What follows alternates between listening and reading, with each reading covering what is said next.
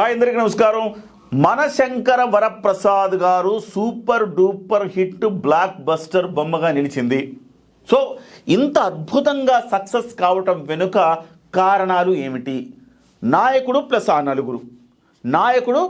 నలుగురు వీళ్ళే మొత్తం సినిమాని తీసుకెళ్లారని చెప్పాలి. ఎవరు నాయకుడు? ఇంకెవరు? మెగాస్టార్ చిరంజీవి గారు. చిరంజీవి గారి కామెడీ టైమింగ్ బహుశా భారతదేశ సినీ చరిత్రలో ఎవరికి అలాంటి కామెడీ టైమింగ్ రాదు. ఆ హావభావాలు కావచ్చు, ఆ ఎక్స్ప్రెషన్స్, ముఖ్యంగా క్యూట్గా కొన్ని సన్నివేశాల్లో ఆయన నటించిన తీరు కడుపుబ్బా నవ్విస్తుంది.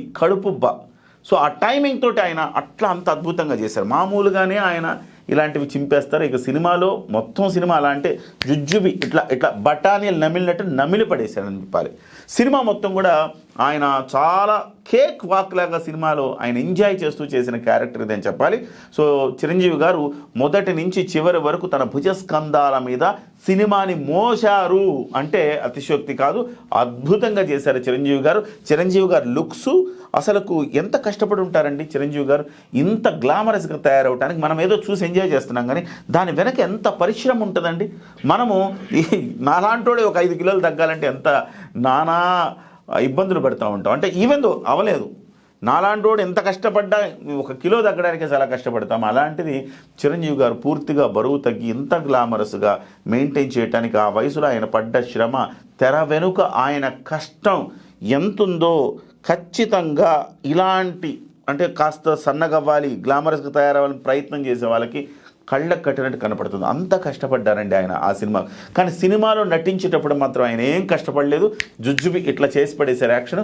కానీ సినిమా కోసం శరీరాకృతిని మార్చుకోవడం కోసం, గ్లామరస్గా కనపడడం కోసం, మనందరినీ అలరించడం కోసం, మనందరం సంతోషపడి ఇలా ఎగ్జైట్ అవడం కోసం ఆయన పడిన శ్రమ తపన మామూలుది కాదు అని చెప్పాలి. సో చిరంజీవి గారు నాయకుడిగా ఈ సినిమాని భుజస్కంధాల మీద మోశాడు. నంబర్ 1 ఆ నలుగురిలో నాయకుడు ప్లస్ ఆ నలుగురు అన్నా కదా, ఆ నలుగురిలో నంబర్ 1 అనిల్ రావిపూడి. బహుశా అనిల్ రావిపూడి చిరంజీవి గారిని చదివినట్టు ఏ డైరెక్టర్ చదవలేదేమో.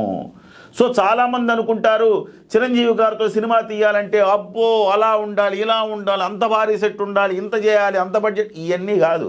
చిరంజీవి గారిలో వింటేజ్ లుక్ తీసుకొచ్చేసి చిరంజీవి గారిని సహజ శైలిలో చిరంజీవి గారిని అందరూ ఇష్టపడే పాత్రలో ఆయన అలా పరకాయ ప్రవేశం చేయిస్తే చాలు, ఆటోమేటిక్గా బ్లాక్ బస్టర్ పడుతుంది అన్న ఉద్దేశం. కేవలం ఆ ఐడియా బహుశా అనిల్ రావిపూడికి మాత్రమే ఉందేమో అనిపిస్తుంది. అంతలా వాడేసుకున్నాడు అనిల్ రావిపూడి. చిరంజీవి గారు ప్రతి సినిమాను గుర్తు చేస్తారు. చంటప్పాయి దగ్గర నుంచి ఘరానా మొగుడు వరకు ఆ 90స్లో వచ్చిన ప్రతి సినిమాని, ప్రతి సన్నివేశాన్ని ఎక్కడో దగ్గర పాట రూపంలోనో లేకపోతే మాట రూపంలోనో లేకపోతే సన్నివేశ రూపంలోనో గుర్తు చేస్తూ అందరినీ 1990స్లోకి తీసుకెళ్ళిపోయారని చెప్పాలి. So credit goes to Anil Ravipudi. Number 1 ఆ నలుగురిలో అనిల్ రావిపూడి.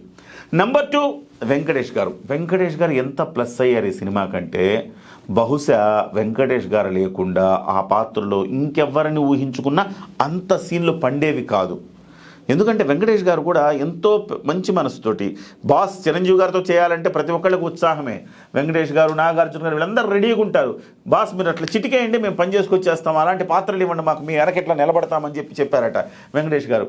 అలా కాకుండా ఈ సినిమాలో ఆల్మోస్ట్ అలాంటిదే, ఒక శిష్యుడు లాంటి పాత్రలో ఆల్మోస్ట్ ఇందులో వెంకటేష్ గారు చేస్తారు. కొంచెం ఆశ్చర్యంగా ఉంటుంది. పూర్తిగా మనం కథను రివీల్ చేయలేం, కానీ వెంకటేష్ గారి పాత్ర, చిరంజీవి గారి పాత్ర ఎట్లా కొంచెం కాన్ఫ్లిక్ట్ ఉంటుంది, ఆ కాన్ఫ్లిక్ట్ని ఎట్లా మేనేజ్మెంట్ చేస్తారు, ఎట్లా ఒక్కటైపోయారు అందరు కలిసి అనేది సినిమాలోనే చూడాలి మనం.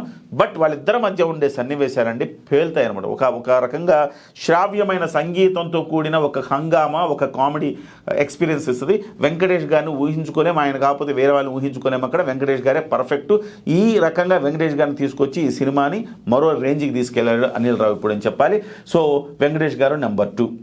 నంబర్ 3 ఎవరు? నయనతార బ్యూటిఫుల్ అండి. నయనతారలో ఎన్ని వేరియేషన్స్ కనిపించేది తెలుసు ఈ సినిమాలో. నయనతార ఈ సినిమాలో ప్రమోషన్ కూడా ఒప్పుకుంది.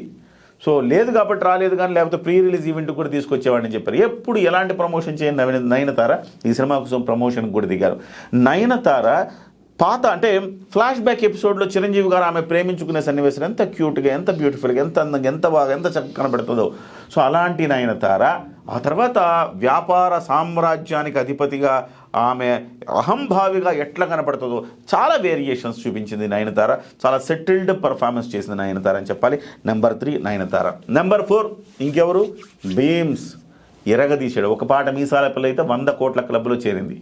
ఆ తర్వాత హుక్ స్టెప్ పాట కావచ్చు, వెంకటేశ్వర చిరంజీవి గారు కలిసి వచ్చిన పాట కావచ్చు, ఇకపోతే సురేఖ పాట కావచ్చు, ఇవన్నీ కూడా చాలా బాగా మంచి పాటలు ఇచ్చాడు. దట్టు పాటలు ఓకే అవన్నీ వినేసాం, కానీ బీజిఎం కొట్టాడండి ఒక్కో చోట. సో అంటే అతి తక్కువ ఎక్విప్మెంట్తో అత్యంత ప్రభావశీలమైన మ్యూజిక్ ఇచ్చాడు బీమ్స్ అని చెప్పాలి. అద్భుతంగా ఇచ్చాడండి బీమ్స్ మ్యూజిక్. ఎరగ తీశాడని చెప్పాలి. ప్రతి ఫ్రేమ్ కూడా అవసరానికి తగ్గట్టుగా ప్రతి ఫ్రేమ్ కూడా వాయించి పడేశాడని చెప్పాలి. So beams number 4. నాయకుడు ఆ నలుగురు ఈ సినిమాని అలా తీసుకెళ్ళి సంక్రాంతి విన్నర్ జాబితాలో పెట్టారు, బ్లాక్ బస్టర్ చేశారని చెప్పాలి. So credit goes to Anil Ravipudi number 1. ఎందుకంటే ఈ కాస్టింగ్ అంతా కలిపింది కూడా అనిల్ రావిపూడి కాబట్టి మేజర్గా ఒక ఇరుసులా మారాడు అనిల్ రావిపూడి అని చెప్పాలి. ఏదేమైనా త్వరగా వెళ్ళి ఈ సినిమా చూసేయండి. కుటుంబ సమేతంగా చూడండి, ఒక్కళ్ళే వెళ్ళొద్దు అసలు.